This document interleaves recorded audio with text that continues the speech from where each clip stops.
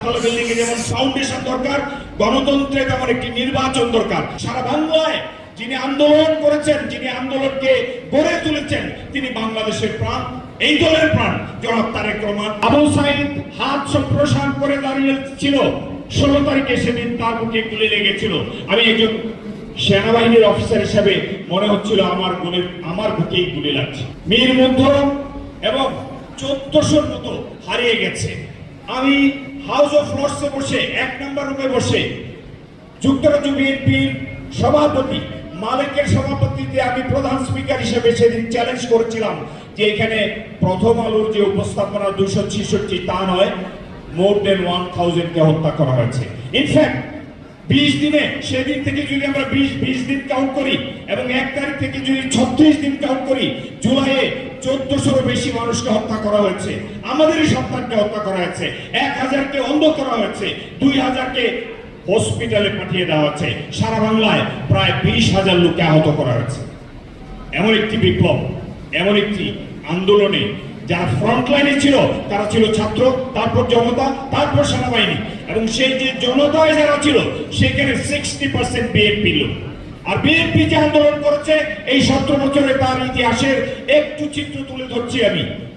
2020 এবং 22-এ 20-এ 10টি সমাবেশের মাধ্যমে এবং 22-এ রোড মার্চের মাধ্যমে 2 কোটি মানুষ মুভ করেছিল। সেখানে 40 জনেরও বেশি মানুষ আত্মাহুতি দিয়েছে। আজকে যে ধারাবাহিকতার গল্প হচ্ছে, যে আত্মাহুতির গল্প হচ্ছে, সেখানে অবশ্যই যারা রক্ত দিয়েছে তাদের প্রতি শ্রদ্ধা নিবেদন করছি। কিন্তু এই 17 বছরে যে ধারাবাহিকভাবে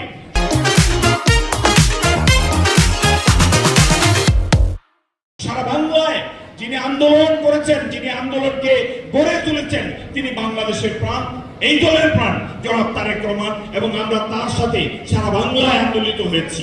আমি সবশেষে গণতন্ত্র ফিরে পেতে চাই, একটি সুষ্ঠু নির্বাচন চাই। 91, 96, 2001 এবং 2008-এ বাংলাদেশের বিভিন্ন আনাচে কানাচে একজন দায়িত্বপ্রাপ্ত অফিসার হিসেবে আমি সেই নির্বাচনগুলোতে যোগদান করেছিলাম, আমি দায়িত্ব পালন করেছিলাম। এখন আমি রাজনীতি করি, আমি এই দলের একজন সদস্য। আমি বিএনপির পক্ষ থেকে উদাত্ত আহ্বান জানাচ্ছি, এই দল যেমন সংগ্রাম করেছে, আমাদের দল সংগ্রাম করেছে, অনেকেই সংগ্রাম করেছে, অনেকের কোনো দল মত নির্বিশেষে মা বাবা বের হয়ে আসে। বরকতুল্লাহ বলু ভাবি যখন তার সন্তানের পিঠে থাপ্পড় দিয়েছে, কোটি কোটি মানুষ, সারা পৃথিবীতে 1.5 কোটি বাংলাদেশি মানুষ সেদিন চোখের জলে ভেসেছিল। আজকে আমি আহ্বান জানাবো, একটি সঠিক নির্বাচন আমাদের প্রয়োজন। সেটি হলো সাততলা বিল্ডিং এ যেমন ফাউন্ডেশন দরকার, গণতন্ত্রে তেমন একটি নির্বাচন দরকার। সুষ্ঠু একটি ক্রেডিবল নির্বাচন আমাদের প্রয়োজন। সেই নির্বাচন হবে এবং যথাসময়ে হবে, সেই প্রত্যাশা রেখে গণতন্ত্রের ফুল ফুটক, সেই প্রত্যাশা রেখে মানুষের কল্যাণে এই যারাই ক্ষমতা আসবে তারা কাজ করবে, মানুষের জন্য কাজ করবে, সেই প্রত্যাশা রেখে আমি শেষ করছি।